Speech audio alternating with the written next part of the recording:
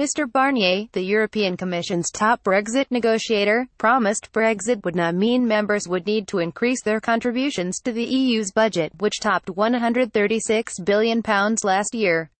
The EU was facing pressure from Germany, which feared it would be left to them, the EU's biggest contributor, to pick up the tab. Already, calculations from Germany's Federal Court of Auditors estimated Berlin would have to boost its funding by about one-third, from €15 billion in 2015 to around €20 billion once the UK leaves, fearing the prospect. Gunther Oettinger, the European Budget Commissioner, said the 27 states would have to fill the void that will be left by Britain.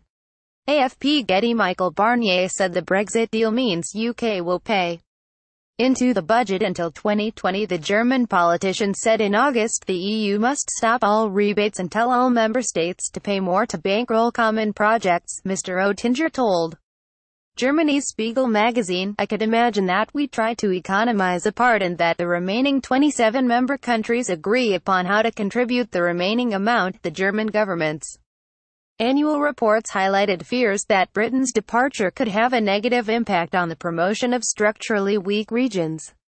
It said, the gross domestic product per capita in the EU will decrease with the departure of Great Britain. The EU will be on average purely statistically poorer, whereas Germany will be purely statistically richer.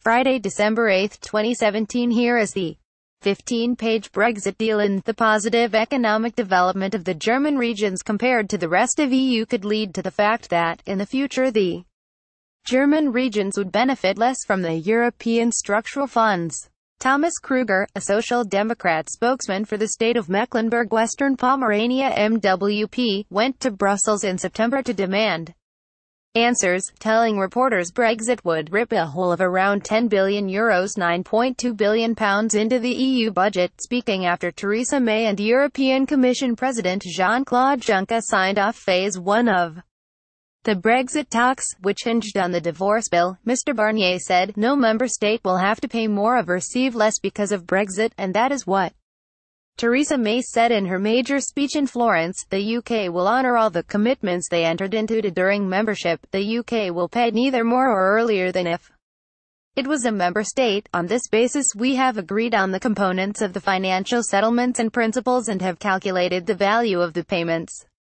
Despite Britain and EU agreeing the terms of the settlement, nothing has been decided on the value of the divorce bill.